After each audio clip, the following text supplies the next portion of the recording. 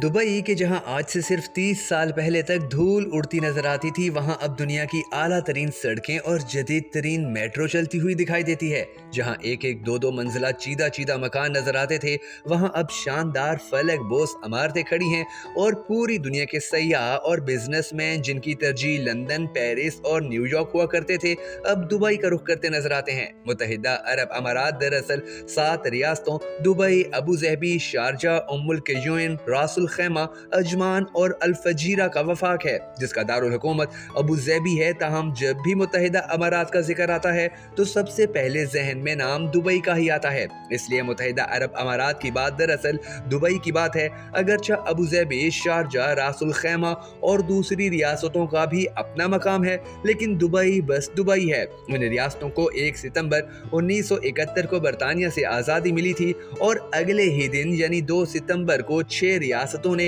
एक वफाकी इत्तेहाद बना लिया था। 7वीं रियासत रासुल खैमा 10 फरवरी 1972 को इत्तेहाद में उस वक्त शामिल हुई जब ईरान की बहरी फौज ने आबनाए हरमज में कुछ जगहों पर ये कहकर कब्जा कर लिया कि ये उसकी मलकियत है। रासुल खैमा और शारजा भी उन इलाकों पर अपनी मलकियत का दावा करते थे।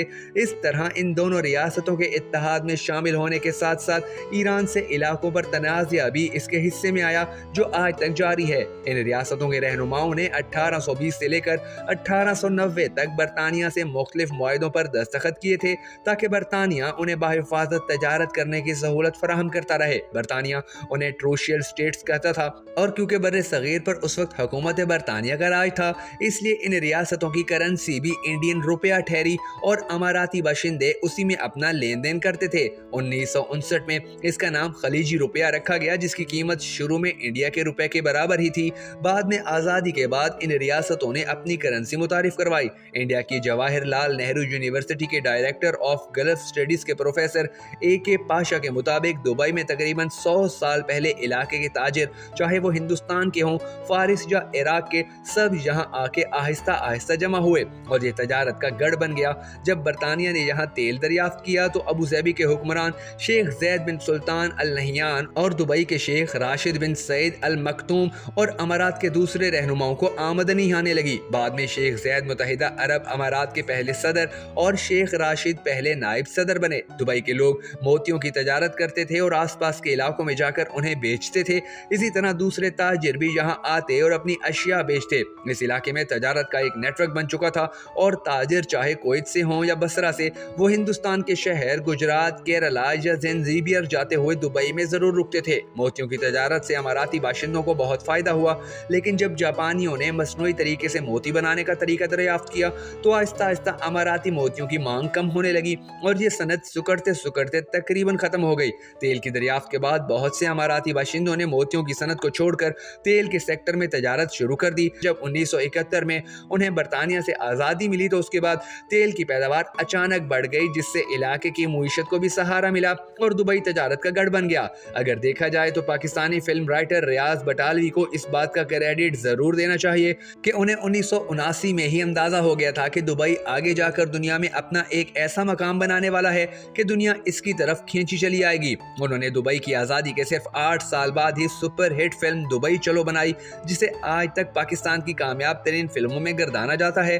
फिल्म की कहानी जो भी हो, दुबई चलो ने पाकिस्तान और इंडिया के आवाम को ऐसी राह दिखाई कि अब भी मुत्तहिदा अरब अमारात में सबसे ज्यादा तादाद में इंडियन और पाकिस्तानी ही रहते हैं। सन 2021 में किए गए मुख्तलिफ जायजों के मुताबिक मुत्तहिदा अरब अमारात की कुल 90,99,000 की आबादी में तकरीबन 28 लाख इंडियन और तकरीबन 13 लाख पाकिस्तानी हैं, जो कि कुल आबादी का तकरीबन 40% बनता है। जिस मुल्क में 1989 और 80 तक धूल उड़ती थी, जहां सिर्फ 1 या 2 स्टोरी के घर होते थे जिन्हें मकामी तौर पर ग्राउंड प्लस 1 और ग्राउंड प्लस 2 के अपार्टमेंट्स कहा जाता था, अब वहां पूरी दुनिया की तकरीबन 200 के करीब कौमतें आबाद हैं। दुबई में जिस किसी से भी पूछें तो जवाब मिलता है कि ये दुबई और अबू ज़हबी के हुक्मरानों की विजन का नतीजा है। उन्होंने आज़ादी के फौरन बाद ही फैसला कर लिया था कि मुल्क को कहां लेकर जाना है। दुबई में विजन शेख राशिद का था, जिसे शर्मिंदा ताबीर शेख मोहम्मद ने किया और ये अमल अभी भी जारी है। अगर शेख ज़ैद ने अमाराती रियासतों को मुत्तहिद करने और तेल की दौलत के जरिए उन्हें खुशहाल बनाने में किरदार अदा किया, तो दूसरी तरफ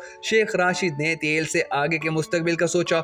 उनकी इस सोच को उनकी औलाद मजीद आगे लेकर चली और दुबई को तेल पर इन्हिसार करने वाली रियासत से दुनिया دنیا کا ایک بڑا تجارتی گڑھ بنا دیا۔ متحدہ عرب امارات کی سب سے زبردست بات اس کے رہنماؤں کا ویژن ہے۔ دوسرے ممالک میں بھی بڑے لیڈر ہوتے ہیں، وہ سوچتے ہیں، لیکن یہاں سوچنے کے ساتھ ساتھ کام بھی کیا جاتا ہے۔ جس طرح دبئی کی نئی نسل کو تیار کیا جا رہا ہے تو وہ اگلے 50 برسوں میں ملک کو مزید بلندیوں پر لے جائے گی، جہاں لوگ محفوظ ہیں، بزنس محفوظ ہیں اور یہاں کی سیکیورٹی کا شمار دنیا کی بہترین سیکیورٹی میں ہوتا ہے۔ اس سے پہلے امریکہ نے دنیا کے سب سے بہترین ٹیلنٹ کو بلایا اور اپنے ملک میں بسایا، یہی حال متحدہ عرب امارات کا بھی ہے۔ وہ اچھے لوگوں کو بلاتے ہیں اور ان سے کام کرواتے ہیں جو ملک کی ترقی کے لیے بہت ضروری ہے۔ دبئی کی ترقی کے پیچھے صرف اور صرف شیخ راشد ال مکتوم کا ویژن ہے، کیونکہ دبئی کے پاس تیل بہت کم ہے اور وہ سمجھتے تھے کہ اگر وہ کاروبار میں ریڈیکل تبدیلیاں لائیں گے، دوسرے ممالک کے بزنس مینوں کو سہولیات دیں گے تو وہ اپنے فائدے کے لیے یہاں ضرور آئیں گے۔ دوسری بات یہ ہے کہ وہ ہر نئی چیز کا تجربہ کرنا چاہتے تھے کہ ایسا کرنے سے کس حد تک فائدہ ہوگا۔ مشہور ہے کہ کچھ برس پہلے ایک ایسا وقت بھی آ گیا تھا کہ جب پوری دنیا کی سب سے زیادہ کرینیں دبئی میں موجود تھیں۔ یہ دور تھا دبئی کی برق رفتار کنسٹرکشن کا۔ اس دوران دبئی کو ابو ظہبی سے ملانے والی اہم شیخ زید شاہراہ کو جدید بنیادوں پر بنایا گیا۔ دبئی میرینا، برج خلیفہ، جمیرہ لیک ٹاورز، جمیرہ ہائٹس اور پام جمیرہ جیسے بڑے پروجیکٹ شروع ہوئے اور دبئی ایئرپورٹ کی ایک سادہ سی عمارت کو دنیا کے ایک مصروف ترین ایئرپورٹ کے شایان نشان بنایا گیا۔ یہاں یہ دلچسپ بات بتانا بھی ضروری ہے کہ پام جمیرہ کو، جو ایک مصنوعی جزیرہ ہے، بنانے کے لیے کسی قسم کی کنکریٹ یا لوہے کا استعمال نہیں کیا گیا، بلکہ سمندر کی تہہ سے 120 ملین کیوبک میٹر ریت نکال کے اس جزیرے کی تعمیر کی گئی۔ اگر مجموعی طور پر دیکھا جائے تو پچھلے 20 یا 30 سالوں میں کسی ملک کو ایسے بدل دینا ایک زبردست کارکردگی ہے۔ آج دبئی فائنینشنل ہب بن گیا ہے، ایک ریجنل پاور ہاؤس بن گیا ہے، اس کے پورٹس کو جدید بنیادوں پر بنایا گیا اور برج خلیفہ جیسے 828 میٹر اونچے اسکائی اسکیپرز بنے۔ تیل میں بھی یہ دنیا کے بڑے پروڈیوسرز ہو گئے ہیں، سیاحتی مرکز بھی ہے، میڈیکل ہب بھی بن گیا ہے جہاں اچھے سے اچھے ہسپتال ہیں۔ اس کے علاوہ مصر، عراق اور شام جیسے عرب ممالک کے کمزور پڑنے سے متحدہ عرب امارات کا علاقے میں سیاسی اثر و رسوخ بھی بڑا ہے۔ دبئی نے گزشتہ 18 سالوں میں ایک بہترین انفراسٹرکچر قائم کیا ہے جو اسے اپنے حریفوں اور پڑوسی ریاستوں پر برتری دیتا ہے۔ اس نے 2005 اور 2006 میں برج خلیفہ دبئی مال اور دبئی میٹرو جیسی میگا ڈیولپمنٹس کا اعلان کیا اور 2008 کے عالمی مالیاتی بحران کے باوجود ان میگا پروجیکٹس کو بروقت مکمل کیا۔ دبئی میٹرو شہر میں ایک بڑی کامیابی ہے۔ کچھ سال پہلے تک یہ تصور کرنا مشکل تھا کہ لوگ ذاتی SUVs، لگژری گاڑیوں اور جیپوں پر میٹرو کو ترجیح دیں گے کیونکہ دبئی میں پیٹرول پانی سے سستا تھا۔ آج لوگ وقت بچانے اور ٹریفک کے رش سے بچنے کے لیے دبئی میٹرو کی سواری کرتے ہیں تو سوچیں کہ یہاں اس طرح کے ملک میں عام شہریوں اور تارکین وطن کا کیا حال ہوگا۔ انسانی حقوق کی تنظیمیں الزام لگاتی ہیں کہ کئی تارکین وطن کو زبردستی اغوا، ملک بدرجہ بے جا حراست میں رکھا جاتا ہے، بغیر کسی فیئر ٹرائل کے سزا دی جاتی ہے اور تشدد کیا جاتا ہے۔ عرب سپرنگ کے دوران بھی بہت سے افراد کو صرف اس لیے کہ وہ قوانین میں اصلاحات کا مطالبہ کر رہے تھے زبردستی پکڑا گیا اور سزائیں دی گئیں۔ اسی طرح کی کئی کہانیاں امارات کا غیر ملکی مزدور طبقہ بھی سناتا ہے، لیکن وہ انسانی حقوق کی ان خلاف ورزیوں پر بات کرنے سے بھی ڈرتے ہیں اور اسی ڈر کو ہٹانے کے لیے متحدہ عرب امارات کو سب سے زیادہ کام کرنے کی ضرورت ہے۔